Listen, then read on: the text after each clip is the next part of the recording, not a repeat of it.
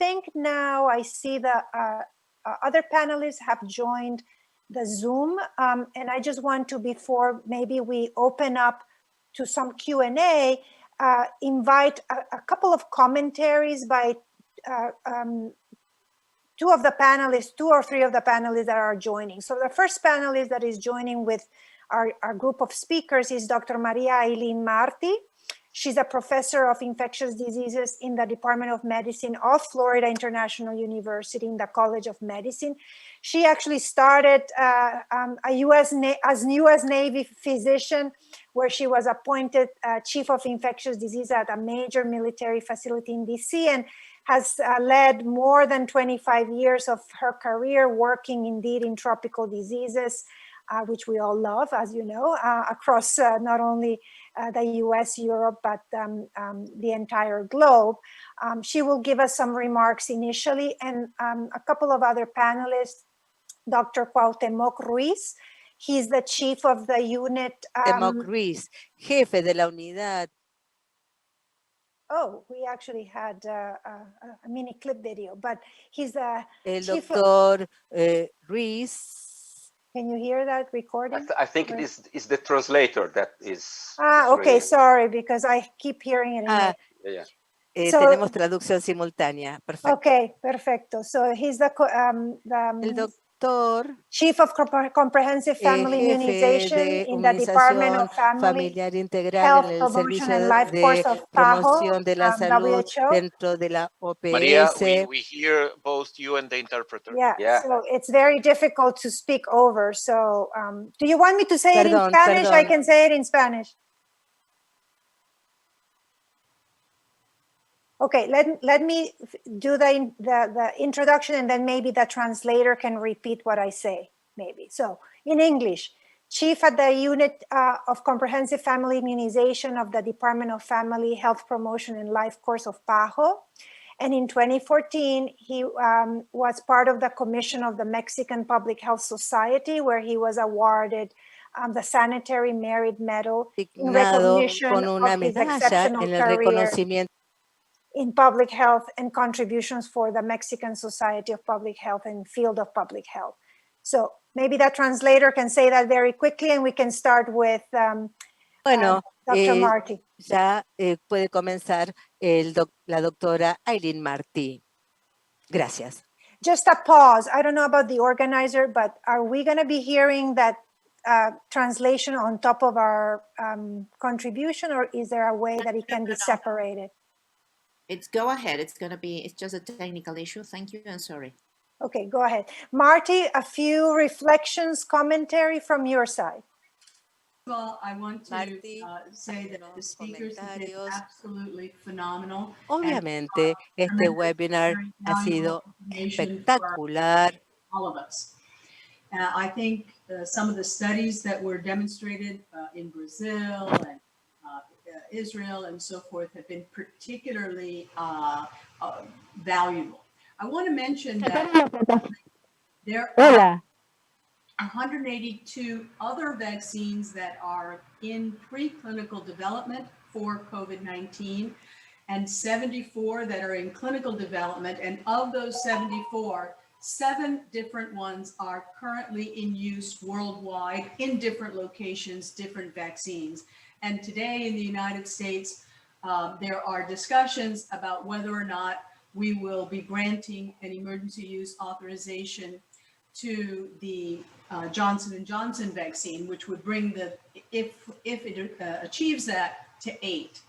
I think that one of the most important things all of us need to bear in mind is that we are in a race between us and the virus, and everything that we can do to get ahead of the virus, which includes being very effective in our vaccinations and ideally using the best possible vaccines in our areas, is going to get us to be ahead of that virus and really bring us back to a sense of normalcy as quick as possible. And it's clear from the data presented by Israel that these things are having an effect. Here in Florida, our data is showing excellent results from giving the vaccine to the elderly in terms of what's happening in our long-term care facilities and nursing homes. And with that, I thank you so much for allowing me to participate in this phenomenal conference. Wonderful, wonderful. Dr. Riss, your reflections and your words. No, thank you. And thank you for the invitation to participate in this. It's really important, like the speaker says, that we are now in very important moment of the public health. Yes, the pandemic is a big challenger that we have, but the moment of the evolution of the vaccine are really, really important for all the countries in America and in the world first. But at the moment that we began with the introduction of this vaccine, the people like Marcos and Rafaelowska say, the people here in America are putting a lot of questions about the vaccine. What is the best vaccine? What is the security of the vaccine? How many doses I'm going to receive? We are going to have the vaccines that we need in the countries. We have to receive a booster vaccine in other moment. We are going to cover now with the new variants of the COVID virus. A lot of questions we have now. But like the Dr. Eileen say, and you say to Maria Elena, unfortunately, the access to the vaccine is not equity in this moment. And we have in the America and in all the world, the situation that we lived in H1N1 pandemic in that moment. In America, the countries in the America, a lot of countries in America received the vaccine 1 year after the pandemic, at the moment that the pandemic was over. And with this, WHO and the SAGE, that is the strategic group of experts, create a value framework to core principles to maintain the vaccination in the world. But the countries in the America have the opportunity to have access to the vaccine through 3 mechanisms, principally. The COVAX facility, like Marcos talked about this. The second is the bilateral agreement, and the third is the donations that it's possible to receive. In the America, 37 countries are participating in the COVAX facility. 10 of them are under the umbrella or AMC support.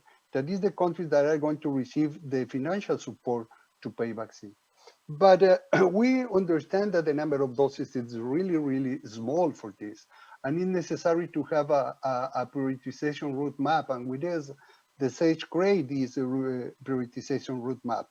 And now the focus in the countries in the America is to save lives. Is the main goal that we have in the America in the use of the vaccine is to save lives. But like the director of PAHO say all the time, it's important to have the vaccine, but at the same time, it's important to use the vaccine, no? The vaccination that is necessary to have. And the countries in the America, you know, have a big experience in the process of vaccination and the elimination of the vaccine preventable disease, et cetera, et cetera. And like Marco said, in the past season in the South America, the 30 countries applied more than 100 million of doses of flu vaccine. And the majority of this vaccine is obviously in adults and elderly people. With this experience, it's possible to advance in the countries in the America. Until today, we can to say that 32 countries in the America are using COVID vaccine in the national, at this moment in the country. But none of these countries are receiving yet vaccine through the COVAX facility. No, they are waiting this vaccine through the COVAX facility. The countries that are vaccinating in America, it's because they have producers like United States or Brazil, or they have a bilateral agreement like Panama, Mexico, Colombia, Peru, or the countries to receive a donation like the majority of the countries in the Caribbean area. No, but it's important to understand that we need to improve the coverage or we need to use this vaccine. But at the same time, it's important to maintain the regular program of immunization, because with this pandemic, the regular program of immunization was affected importantly. And we need to maintain this. And for this, we need the political support of the countries, the financial support of the countries to maintain the human resources capacity, all the resources that we need. We need a new strategies for vaccination in that moment in the countries, and it's necessary to take in consideration all these points. Over. Thank you very much. Indeed, it's quite, again, you know, there's a lot of anxiety. I feel that certainly the countries and even the populations have, especially when we hear that there's many countries that have already been benefited, and especially with the case study and the wonderful experience of Israel, compared to, for example, the experiences we have in other regions like Latin America, that we're starting to see that, of course, there's vaccines that are starting to get deployed, but with the challenge that is not a single vaccine, but in fact, a whole menu of vaccines. And so I think we don't have a lot of time. I think we have less than maybe 7-10 minutes to go here. But maybe I would like to ask everybody to just reflect a little bit on what can we learn from the Israel case study? How can we therefore then integrate that with the fact that many countries most likely will not be able to replicate it because of the nature of number of population, difficulty of the country, geography, certainly logistics in the IT, right, or organization. And then the fact that we're having these variants that, as you know, Dr. Sabina said, that we're going to have to deal with comparing naturally led immunity versus vaccine-induced immunity. So maybe I'll give everybody a minute or so to reflect and maybe help with Carlos and maybe even with Dr. Hotes wrap up a little bit of the information that we got. Maybe we can start with Dr. Sabino. You tell us a little bit of what you heard, and let's try to wrap up with some good reflections here. So I think this new variant will be the most challenging thing now for the vaccination in Brazil. It's spreading very fast. We are now seeing almost in all states. So I think this will be the main problem. We don't know the efficacy of the current vaccines available in Brazil to that specific variant. So this is extremely needed now to understand how protective is the vaccine. Right, great. Dr. Rafalowski, what do you think? Is Israel in a position of saying, you guys should follow what we did? What can we do here? You can never copy paste. Let's start with that. And Latin American countries have many challenges that, thank God, we don't have. If there is one item that I would like to reflect on is start your campaign convincing the people and talking to the people before you start vaccinating. If I had to do something differently in Israel, we started vaccinating with the idea that everyone will rush and will queue for hours just waiting for us to vaccinate them. And truly, it was like that at the beginning, but it changed. And now we, in that race that Dr. Marty mentioned, with the virus itself, we are behind because we have the vaccines and we don't have the people that are queuing to be vaccinated. We could have been today with these 1.5 million people that are already after the vaccine. And we are struggling with that exactly because I think we underestimated the concerns of people, the issues around vaccination. So it's way beyond the logistics and technical thing of vaccination. It's about talking to people and have them understand their personal responsibility and why it is important for them and for the society. I think that this is challenge number one, which is a huge challenge. The second challenge is fighting this idea that I got my vaccine, I'm after 2 doses plus 1 week, and I can party. And I think that this is a global challenge. It has to do a lot with the human nature, with the fatigue that we we are all facing after 1 year with the idea that we want to retake our normal lives. And we have here conflicting messages about the safety effectiveness of the vaccine and the fact that we still have to take precautions. And I would say this is the second effort that has to be in place from the very, very beginning. And good luck to all of us. Right, absolutely. And I think we heard that loud and clear also from the first session.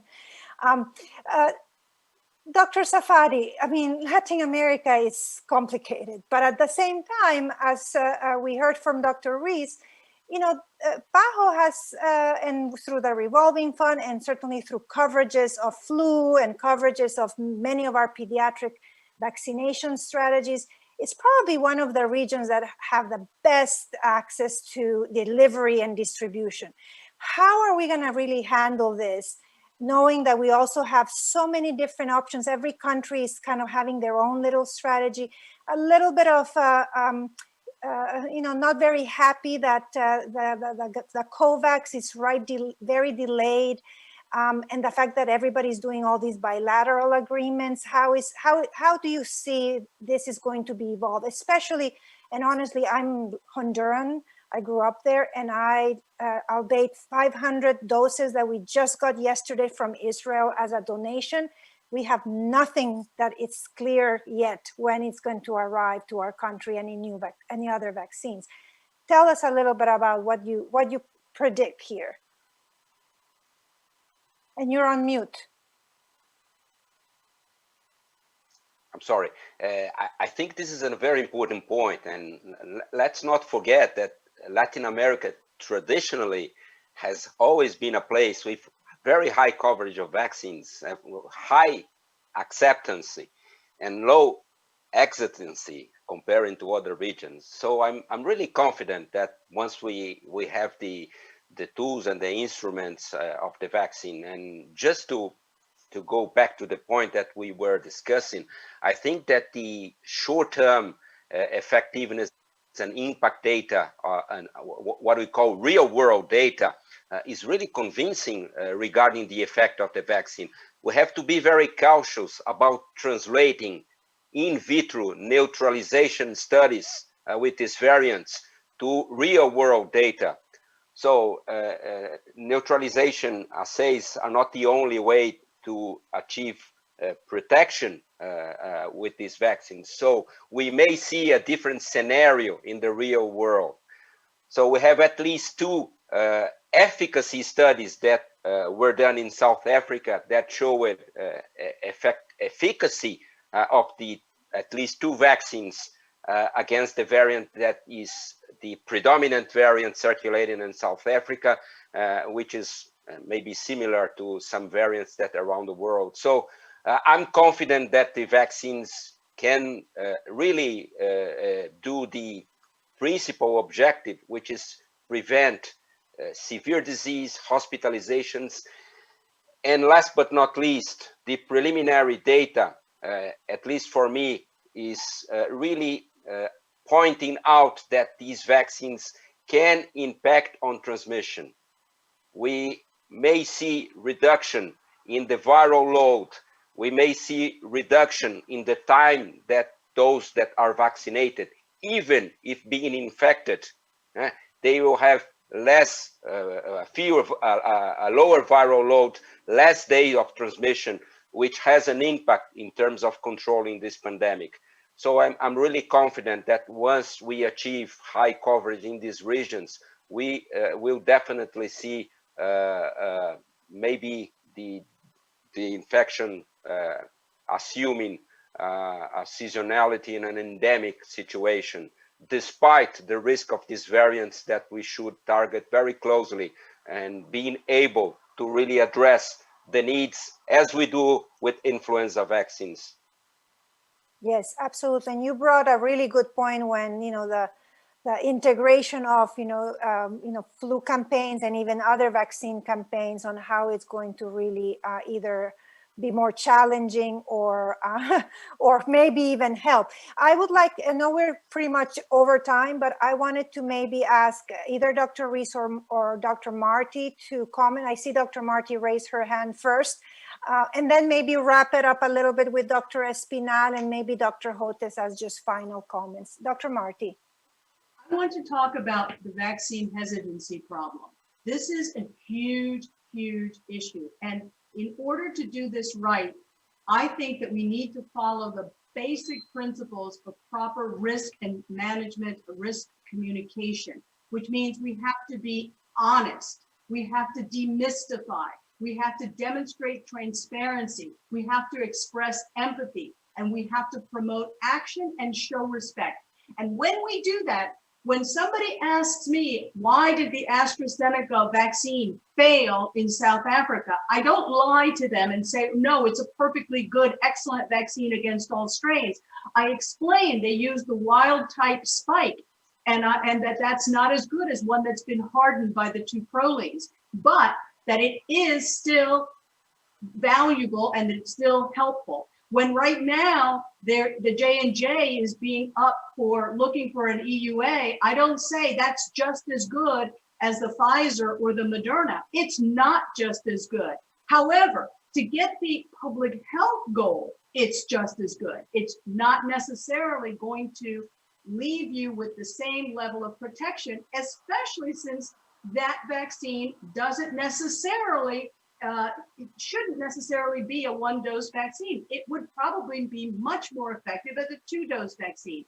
But I still tell someone, my own daughter, who asked me, should I take the J&J if that's available and the messenger RNAs are not? I say absolutely, because any vaccine is better than no vaccine. I cannot overemphasize how critically important it is to tell the truth. Absolutely, wonderful. Dr. Riz, your reflections at the end, and then maybe I'll pass it on to Carlos and Peter. No, thank you. No, the first, I agree totally with this comment of Dr. Allen. It's really important to maintain this information of the population. But you put a question, what is the lesson learned from Israel for the American country? No, it's important to understand the organization of the health service. It's the point that we began with this. Why Chile? It's advancing more in comparison with the other countries. We need to learn this, no? That the organization it's really important.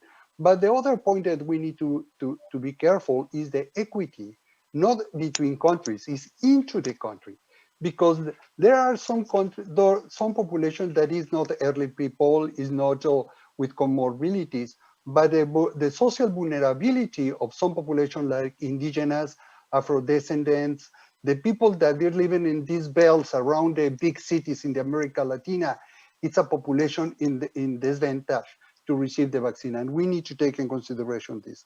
But at the same time, we like to say that unfortunately this pandemic was take for the politicals, no? And we need to take the decision for the people to have the evidence, the science, the public health people.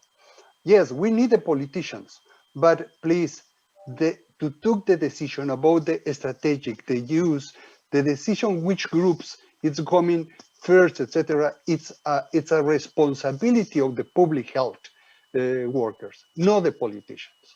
Over. Thank you. Thank you. Wonderful, wonderful comments, everybody. Peter, maybe a few closing remarks, kind of putting together what you've been hearing, and then Carlos can give us the final wrap up. Yes, thank you. Great conference, Carlos and panel, Mary Elena. You know, I think there's a mixed story here. There is good news in terms of the performance of the vaccines, and this was published from Israel yesterday in the New England Journal of Medicine. We knew that the vaccines were going to keep people out of the hospital and the ICU, but now we know it's clearly going to halt virus transmission as well if we can get people 2 doses and high levels of virus neutralizing antibodies. At least is true of the Pfizer-BioNTech vaccine. We don't know about the others, but I suspect, some of the ones that give really high levels of virus neutralizing antibody, then antibodies going into the nose, mouth, and throat and stopping asymptomatic shedding as well. It means that potentially any given country could interrupt virus transmission and get back to a normal quality of life if they have access to the vaccines. And unfortunately, despite the best efforts from the global leaders, from CEPI, WHO, Gates, to create COVAX, it's still not working as well as we'd hoped. The US is looking after itself, Israel's looking after itself, the UK is looking after itself, but it's leaving the rest of the world, and especially the low and middle income countries, bereft of vaccines. We do not have many options now for low and middle income countries. Pfizer and BioNTech and Moderna are not going to have a substantial role in the low and middle income countries. Merck is out. Sanofi is terribly delayed. The vaccines from Russia and China are of uncertain quality and produce very low levels of virus neutralizing antibody and likely will not work against the South African variant. So when you start going down the list, you suddenly realize, there's not a heck of a lot out there for the low and middle income countries. There's Johnson & Johnson. That looks good, but they're having trouble scaling up production. AstraZeneca Oxford is a good vaccine, but it does not seem to work well against the South African variant. We're trying to come in with our recombinant protein vaccine. Hopefully that's being scaled up, maybe a couple of others. But, we have to look at why this happened, and my conclusion is we went so heavy in the direction of innovation that innovation was so dominant in our need to develop vaccines that we may have lost perspective a bit and didn't really look after the LMICs in a way that provided enough old school, durable, some people call it people's vaccines, and hopefully it's not too late to correct it. I think we can vaccinate our way out of it, but we're not going to do it with mRNA vaccines for this epidemic. In the future, the technology will get better in the sense that easier to scale up. We'll figure out a way to make it stable at room temperature, but not now. And that's going to be the big crisis globally. Thank you, Peter. Carlos, to you, it's all you're doing. Thanks so much with all your crew and team. We've just been privileged with our school to be joining you in this effort. Thanking all our panelists, all our speakers. Carlos, final word. And you're on mute. We can't hear you. No microphone for you, Carlos, or at least I cannot hear you.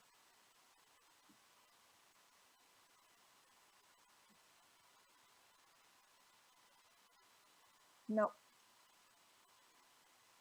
Nothing. No. Silvia, no, ¿verdad? No. Well, Carlos, I'm sorry we cannot hear you. But again, I have to say, Silvia, Carlos, the entire team from FIU, it's been a privilege. Our speakers, Dr. Rafalowski, Dr. Savino, Dr. Safari, a pleasure to meet you, Dr. Marty, and Dr. Reese, as always, happy to join the panel with Peter. Thank you, and let's continue until we can get vaccines to absolutely everyone before these variants take over the world. Thank you. It's been a pleasure.